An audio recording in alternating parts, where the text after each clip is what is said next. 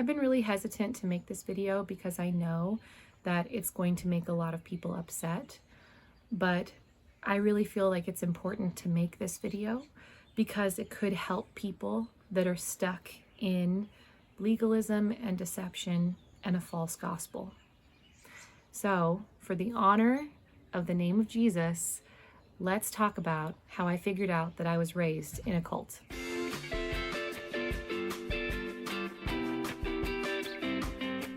Welcome to Celebration State, where we help Christian creatives to grow in their creativity and in their love for God.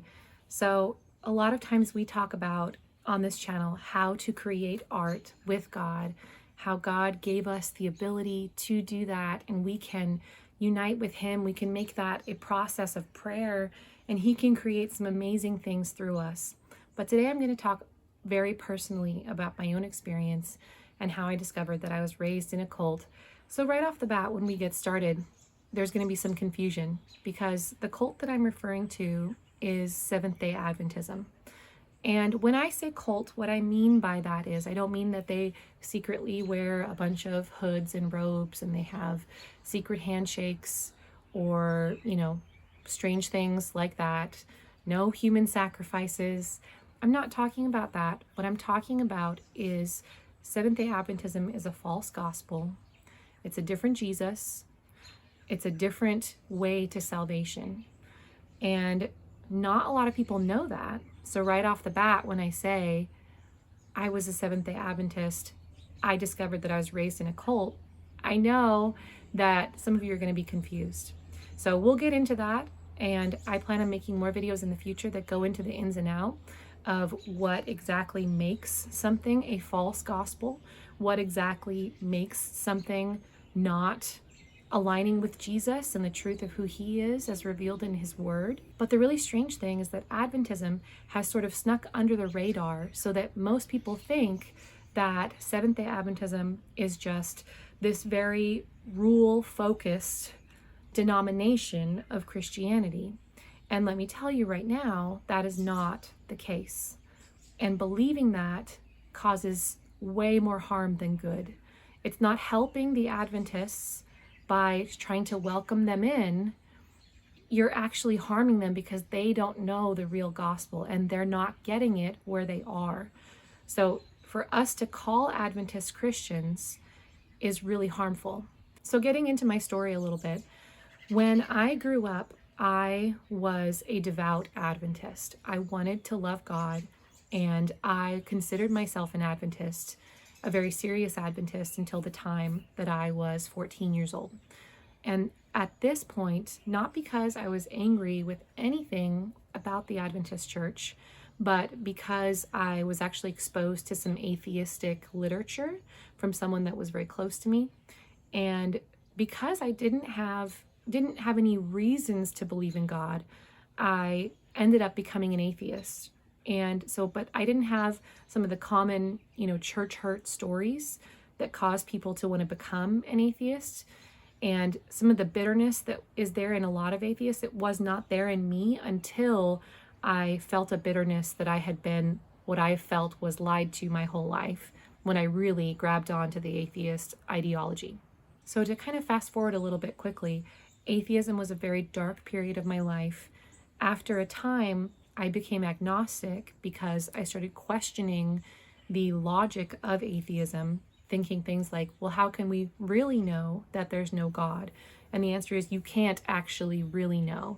So I started to become skeptical of my skepticism. So when I became an agnostic, which just means basically, very simplistically, that you don't know if there's a God or not, it freed me to pursue God and try to find out what the truth was without this sense of judgment or just feeling like that was so ridiculous and foolish. And so what I ended up doing was I went to a Catholic mass trying to figure out if there was any light there, spiritual sort of light. And I even went back to the Seventh-day Adventist church and I even joined the choir there.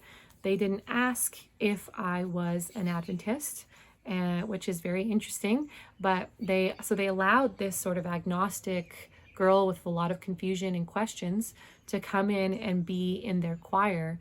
And so I was looking for God, but I hadn't settled on what that meant yet. And during this time, I had a lot of people that wanted me to be a lot of things.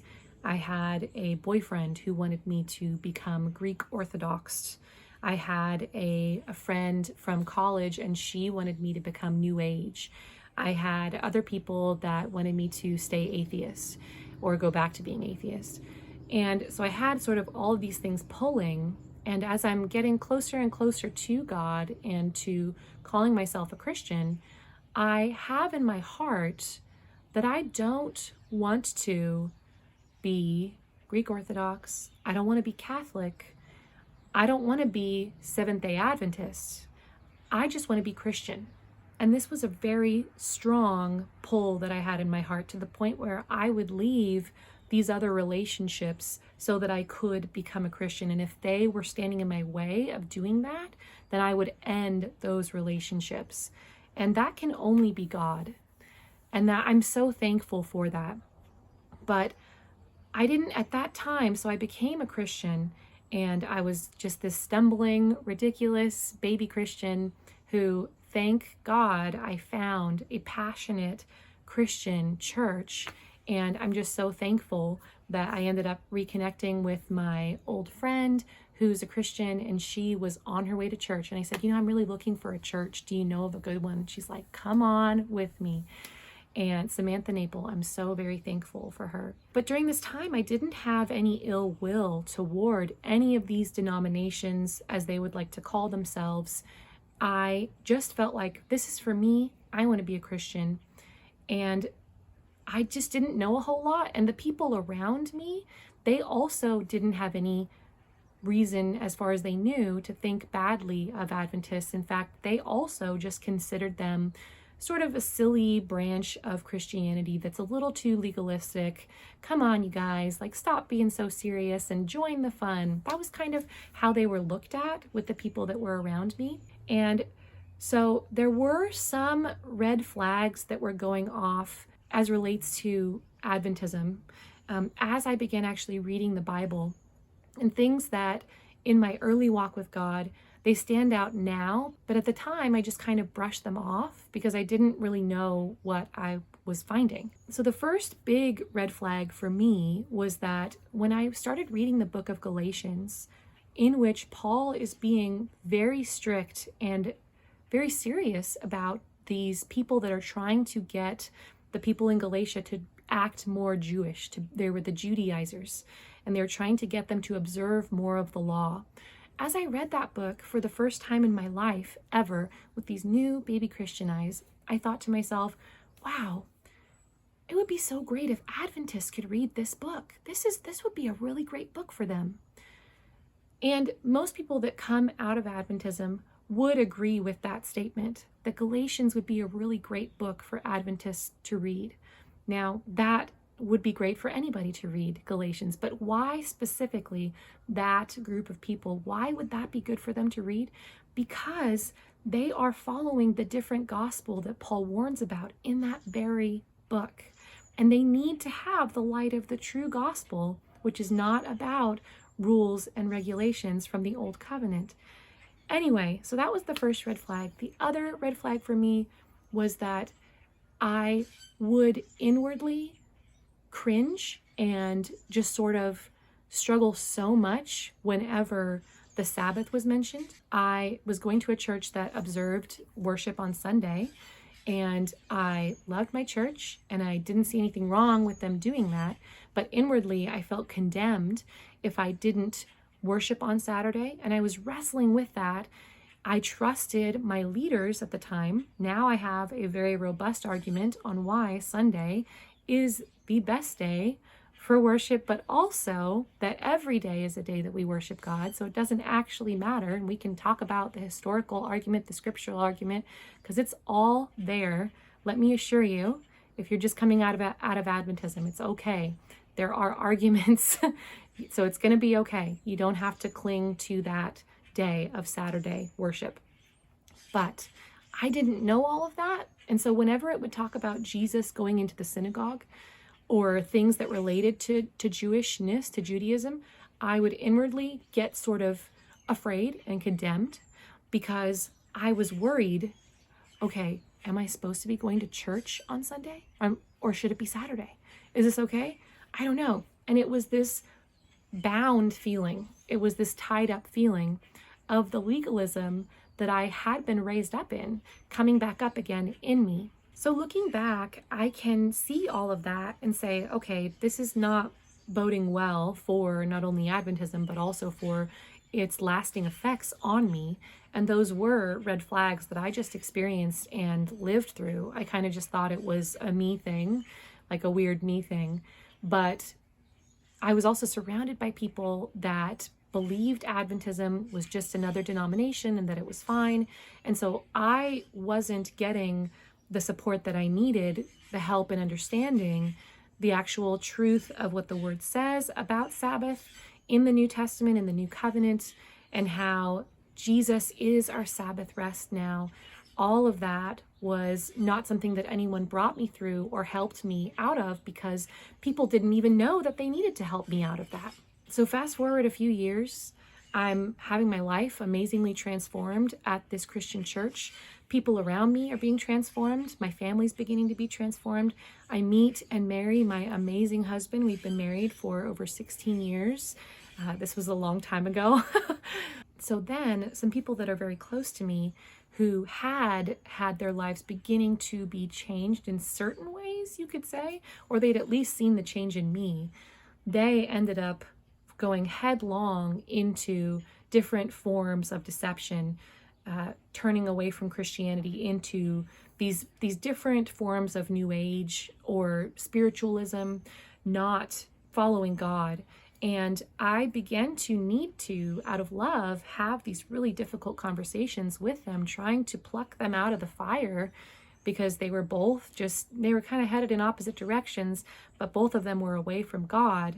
And so as I'm having these difficult conversations with them and hearing their arguments, I realized that although I have a very strong relationship with God in the world of apologetics and having good arguments and defenses and things like that, I did not have as much as I should have had for those moments. And so just out of necessity, I needed to begin doing my research. And so I went on this journey with God where I started reading and mostly watching videos of Christian apologists or people interviewing people that had come out of cults, researching the New Age, researching Buddhism, researching conspiracy theory kind of stuff, and all those things. And as I'm researching all these things, I find Adventism on this list. I was watching a YouTube podcast interview of a show called Cultish, and they had these two women come on and discuss how Adventism, the history of it, is just enmeshed in the cults. And as it grew and over time, it sort of was able to hide the fact that it was a cult. And we'll talk more about this later in future videos. So this video right now is not an argument against Adventism. I can make videos like that in the future if you all are interested, but these women were just going through plainly how Adventism is a false gospel. And I was thinking, yeah, that's true. Yeah, I remember hearing that. Yeah, that's true. Is that really true? And doing research into those parts, is that really true? And so I was really sort of shocked, and I still don't have all the words to describe all of the weirdness of that feeling. And so what I ended up doing was just doing research into all of the history of it to confirm all of the crazy things that I heard, which were so off the wall and turned out to be true, but also just reflecting on how much sense it made, because the gospel that they presented was so very different. It's so very works-based. Now, Adventists will never tell you this, which does not mean that they're not cult followers, does not mean they're not following a false gospel if you're more comfortable with that terminology. So the three big things that make Adventism a cult, which we'll talk about more later, as I mentioned, is that they don't really think that you're fully saved now. In fact, that's not a terminology that I ever heard growing up. Oh, I got saved, because they think that Jesus is monitoring your every move now and seeing if you can be perfect. And that's called the investigatory judgment.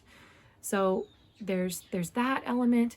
They don't believe that Jesus is eternally the Son of God. They think he ascended to that. In fact, the founders of Adventism did not believe in a Trinity. This is a really big deal. And besides all of that, it is a works-based gospel.